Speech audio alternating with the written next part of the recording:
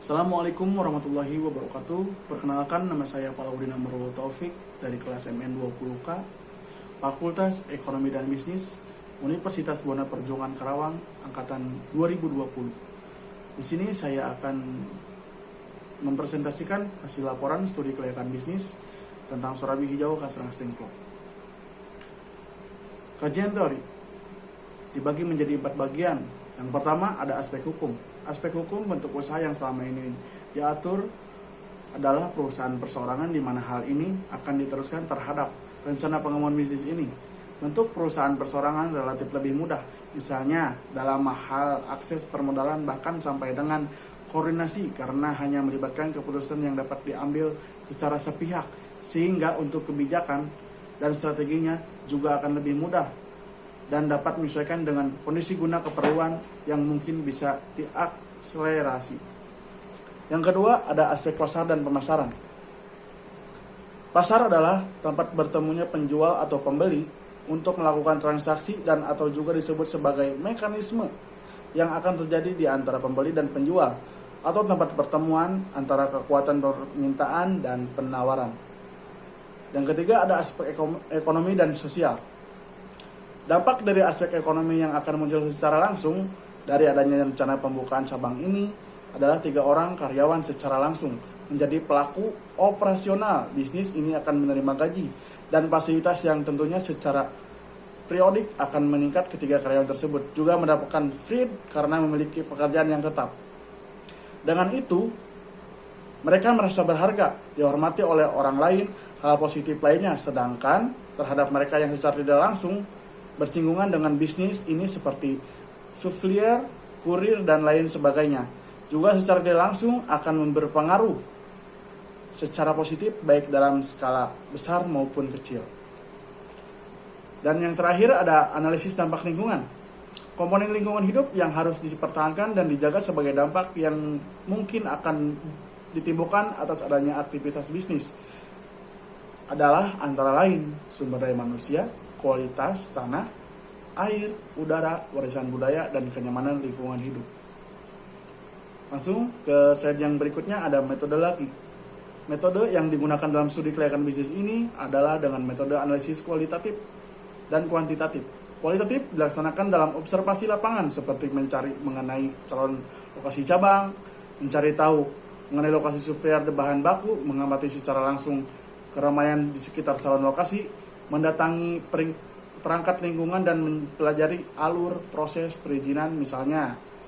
Dan yang tidak kalah penting telah lama dilakukan baik secara langsung maupun tidak langsung merangkum hasil. Di sini ada hasil kajian.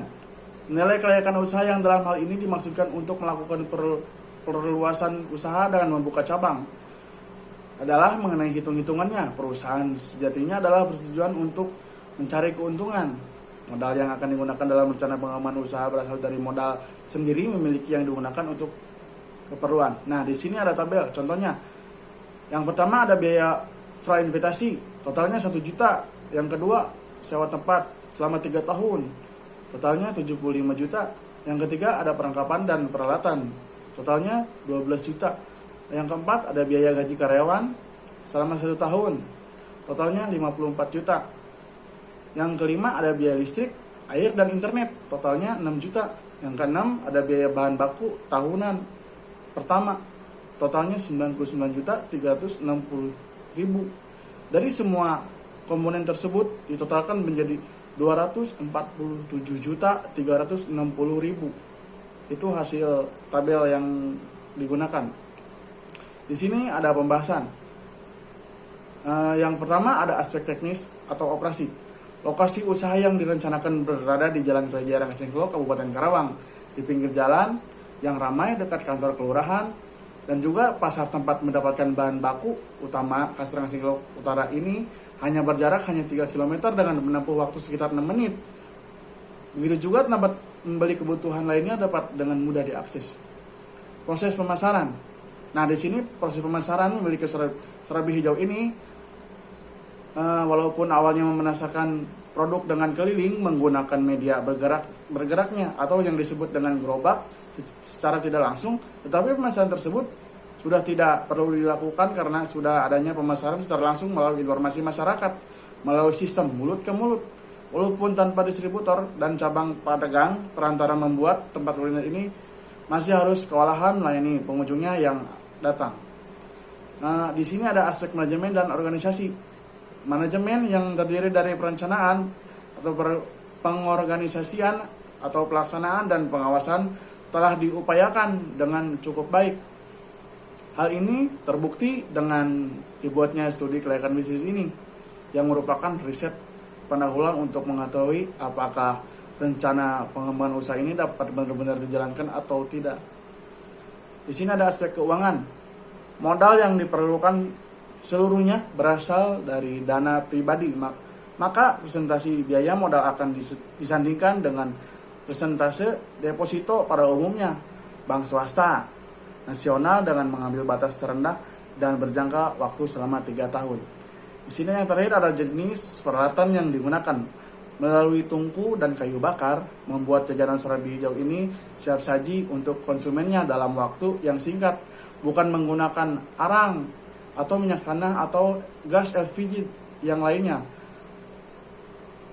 yang fungsinya agar surabi tersebut tidak menyebabkan bau dan aroma dan bahan-bahan tersebut.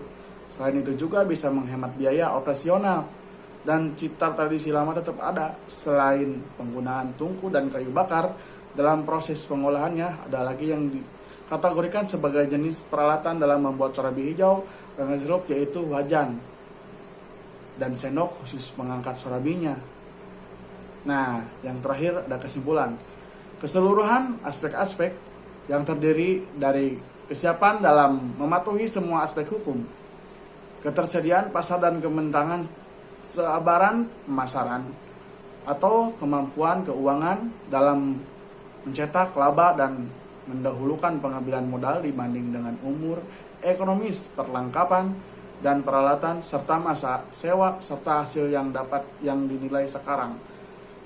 Brand Fall bernilai positif terhadap biaya awal investasi di tahun ke-0. Aspek lainnya mengenai teknis dan operasional juga menunjukkan hasil yang baik, ditandai dengan mudah dalam menentukan lokasi yang dekat dengan keramaian, dekat dengan pasar, kemudahan dalam menyalur teknologi, layout produksi, sampai dengan manajemen dan organisasi bagaimana merencanakan dan mengelola sumber daya manusia atau pengawasan oleh pemilik dan skala dan organisasi yang akan membawa dampak positif baik secara ekonomi maupun sosial dan lingkungan. Terima kasih presentasi saya. Mohon maaf bila ada kata kurang lebihnya mohon dimaafkan. Wassalamualaikum warahmatullahi wabarakatuh.